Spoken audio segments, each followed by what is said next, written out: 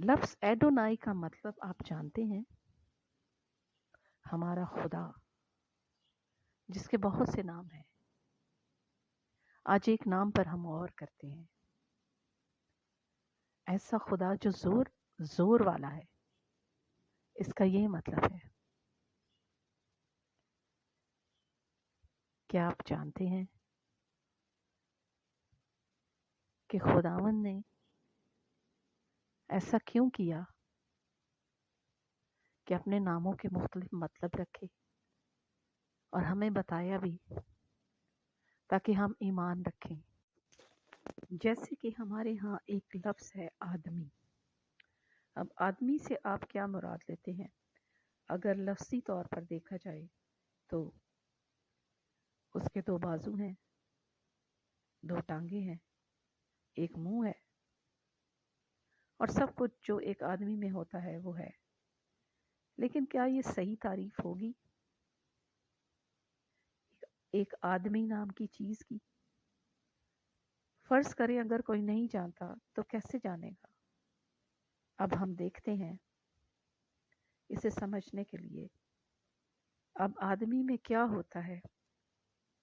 आदमी में बहुत कुछ होता है। उसके ज़हन में बहुत कुछ होता है जिसे हम बता नहीं सकते कि वो किस किस्म का है। हम कहेंगे ये आदमी है नफ़रत से भरा हुआ,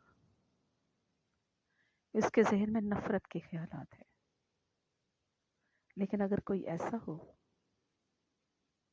जिसके ज़हन में अच्छे ख़यालात हों, हम कहेंगे ये अच्छा आदमी है।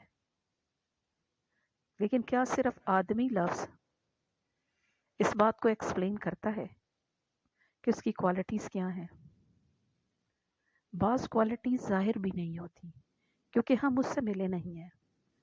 अगर आप उससे मिलें तो बहुत सी बातें ज़ाहिर होंगी जो छुपी हुई हैं, जिसे आप अमल से जानेंगे।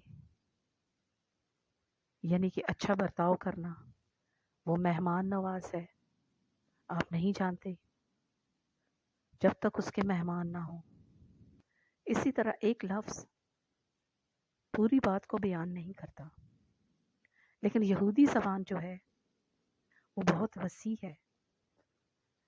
जब हम उसे कहते हैं, एक लफ्ज़ बोलते हैं, तो उसके कई मीनिंग होते हैं, बहुत से मतलब होते हैं।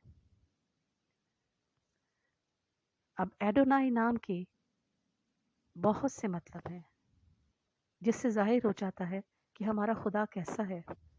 इस नाम का मतलब है ज़ोरावर, अपनी बात पूरी करने वाला, हमारा खुदा जो मालिक है।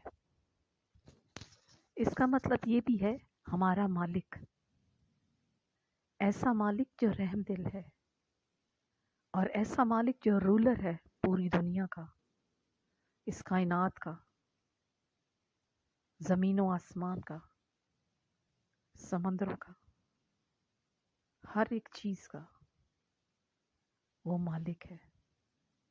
इसका ये मतलब है जब बनी इसराइल को खुदावंद निकाल ले गया मिस्र से, तो जोरावर हाथ के साथ निकाल ले गया। इसलिए जब खुदावंद ने उनको निकाला तो अपने जोर आवर हाथ से निकाला। उसने अपने एडोनाई नाम का सबूत दिया कि वो एडोनाई है। खुदावंद के कलाम में आयत दी गई है कि उसके बंद किए हुए को कोई खोल नहीं सकता और खोले हुए को कोई बंद नहीं कर सकता। ये है जोर आवर होना। ये आयत है उसके एडोनाई नाम की, जिसका मतलब है जोर आवर खुदा, ऐसा खुदा जिसके किए हुए काम को कोई आदमी रोक नहीं सकता। ऐसा ही है और ना कोई आदमी उसे ख़त्म कर सकता है। यहूदी ज़बान में जो अल्फाज हैं जैसे कि एडोनाई है, उनका मतलब बहुत वसी है, एक ही मतलब नहीं होता। लेकिन हमारे यहाँ सिर्फ खुदावंद लिखा होता है, क्योंकि उर्दू में भी और अंग्रेजी में भी इतने ज़्यादा ज़ख़ीरा अल्फाज नहीं हैं कि वो लफ्ज़ जिसका मतलब इतना वसी हो छोटा करके बयान किया जा सके एक शॉर्ट लफ्ज़ के ज़रिए।